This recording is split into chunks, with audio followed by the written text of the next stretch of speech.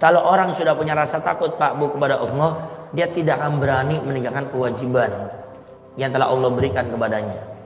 Dia tidak bakal berani untuk bermaksiat kepada Allah yang telah dilarang oleh Allah Subhanahu wa taala. Sekarang Ustadz, bagaimana cara untuk menghadirkan keistiqomahan dengan rasa takut kepada Allah? Ada 3 cara Pak Bu. Kalau kita hadirkan, maka kita hidup di akhir zaman ini akan diberi oleh Allah rasa takut kepadanya. Kemudian yang kedua, rasa takut itu Pak Bu akan muncul kalau kita selalu mengingat kematian. Bayangkan kita sedang kobil tuh sama Bang Emok, kobil tuh Bang Emok saya minjem duit, dicabut nyawanya oleh Allah, meninggal dalam keadaan transaksi riba. Di mana tempatnya itu? Kan sekarang banyak orang tahu riba nggak boleh, minjem sama rentenir nggak boleh, minjem sama Bang Emok nggak boleh. Cuma diem-diem sama Bang Emoknya janjian. Coba berani nggak hadirkan desa transaksi dengan Bang Emok, Allah cabut nyawa kita. Coba jujur, siap nggak meninggalkan badan itu? Kalau nggak siap, ya jangan melanggar aturan Allah. Mabuk, cari tempat yang paling ujung, sekiranya tidak ada yang melihat. Hadirkan dengan sangat. Bagaimana kalau kita sedang mabuk, Allah cabut nyawa kita dalam keadaan mabuk, bagaimana akhir hidup kita itu?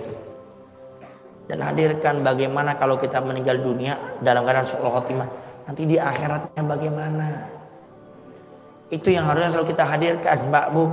Jadi di akhir zaman ini kalau kita sudah punya rasa takut kepada Allah, ingat kematian, insya Allah jadi baik. Sampai-sampai Al-Habib Abdullah bin Alawi bin Ahmad Al-Haddad, pengarang kitab Ratibul Haddad, pengarang dzikir Ratibul Haddad, beliau berkata, kalau ada orang diingati nggak paham-paham, dinasihati nggak ngerti-ngerti, nasihat yang paling baik untuk dia adalah ingatkan dia kematian. Kenapa orang itu Pak Bu kalau sudah diingatkan kematian itu langsung koneksinya kuat? Ya Allah, gimana kalau hamba meninggal? Kematian itu Pak Bu, kata para ulama, itu tidak membahayakan sebetulnya. Yang bahaya itu adalah di saat kita dicabut nyawanya oleh Allah, banyak kewajiban sholat 5 waktu yang belum kita qadha, banyak dosa maksiat yang kita belum bertobat kepada Allah, banyak kesalahan kita kepada manusia yang belum minta maaf kepadanya. Itu kata para ulama yang harusnya kita khawatirkan, bukan kematiannya. Kenapa? Karena siap nggak siap, mau nggak mau, kalau kematian datang nggak bisa dimundur-mundur Pak Bu. Allah sudah berfirman dalam Al-Quran, idza jajaluhum la yastakhiruna sa'atan wa la yastaqdimun.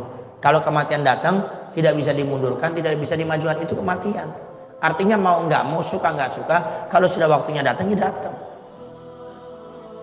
Tapi persiapan kita menyambut kematian itu yang harusnya kita pikirkan. Makanya dalam beberapa konteks hadis Nabi sudah ngingetin, kun fid dunya ka'annaka gharibun aw abirun sabil. Dalam kitab Hadis bin Nawawi di akhir itu, di akhir-akhir Nabi ingatkan kun fid dunya ka'annaka gharibun aw abirun sabil. Ini hadis Nabi lontarkan kepada sahabat Abdullah bin Umar. Abdullah bin Umar, jadilah kamu di dunia ini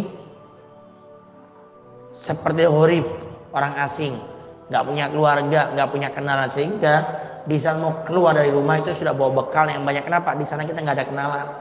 Gharib, au abirun sabil, atau seperti musafir, tidak netap di satu tempat, akan berpindah-pindah. Artinya kita tidak selamanya dunia, nanti bakal meninggal dunia. Itu yang kita pikirkan. Setelah mendengar hadis ini, sahabat Abdullah bin Umar berkata, faida asbahta fala tantadiril masa, faida amsaita fala tantadiril sobah. Kata sahabat Abdullah bin Umar, sahabat, kalau kamu berjalan di pagi hari, jangan ditunda meninggalkan kebaikan sampai waktu di sore hari. Dan kalau engkau bisa berbuat kebaikan di sore hari, jangan ditunda sampai di pagi hari. Kenapa? Karena kita nggak tahu kapan Allah akan cabut nyawa kita.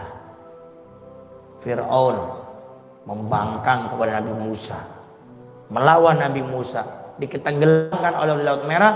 Di saat nyawa akan dicabut dari gor-goro, baru mengatakan amantu bi Rabbi Musa wa Harun. Tidak diterima oleh Allah Subhanahu wa taala. Loh, kan sudah beriman, tapi imannya dia diserahkan dicabut sudah sampai gor-goro, sudah sampai ke tenggorokan. Maka kita yang masih diberi kesempatan hidup oleh Allah, evaluasi. Hadirkan bagaimana kalau saya meninggal. Ini teman-teman kita ini, kalau kita meninggal dunia, semua nggak ada yang nemenin. Coba se-CS-CS-nya orang, sedekat-dekatnya orang, kalau temannya meninggal dunia, nggak ada yang mau nemenin di kuburan bareng-bareng gitu. Takut kita semuanya.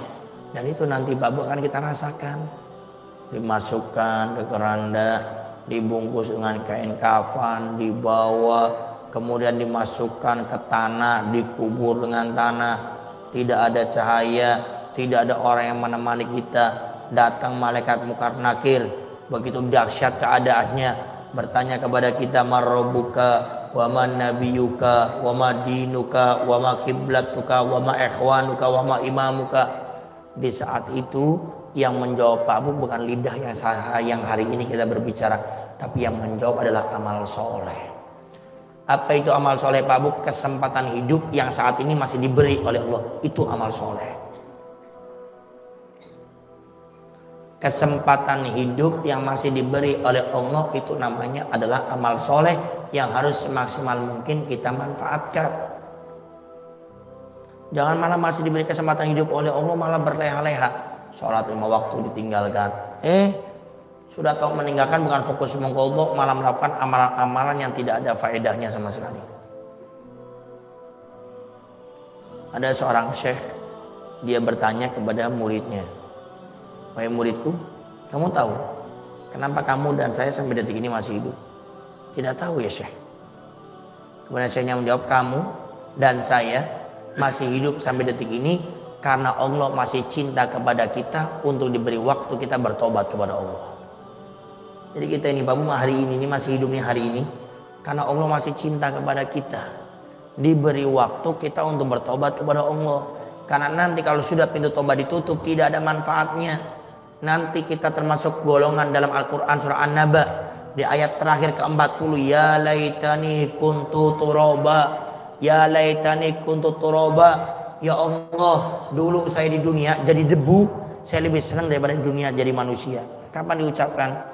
Di saat ini hamba-hamba akan dilempar oleh Allah ke neraka, gemeter dia, takut. Kenapa? Melihat api yang begitu besar, api yang begitu dahsyat, yang dia tidak pernah melihatnya seumur hidupnya di dunia. Tiba-tiba itu api ada depan matanya dan dia akan dilempar ke api tersebut. Ketakutan seperti itu sampai berkata, ya Allah, dulu saya jadi debu, saya lebih senang daripada saya di dunia jadi manusia. Tapi itu bukan di dunia Pak Bu, ucapannya nanti di akhirat. Apa itu? Penyesalan. Maka sebelum penyesalan itu datang kepada kita, maka maksimalkan hidup ini untuk memperbaiki diri sebelum nanti itu penyesalan ditutup oleh Allah. Sampai dikatakan satu tetes air mata yang menetes di dunia karena rasa takut kepada Allah akan menjadikan sebab dirinya dijauhkan dari api neraka. Tapi tetesan air mata sebanyak lautan yang menetesnya itu di akhirat tidak ada faedahnya sama sekali. Maka ini harus kita cermati. Makanya Nabi sabdakan, orang cerdas ingat kematian. Orang cerdas ingat kematian, bukan ingat yang lainnya. Kenapa orang cerdas ingat kematian? Dia akan menyiapkan dirinya selalu untuk menyambut kematian dengan amal soleh.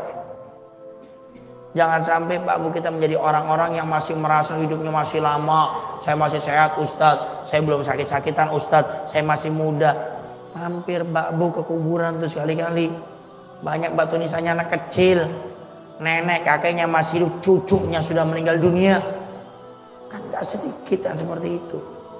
Artinya apa? Kematian tidak pernah pilih-pilih di saat akan mencabut nyawa seseorang.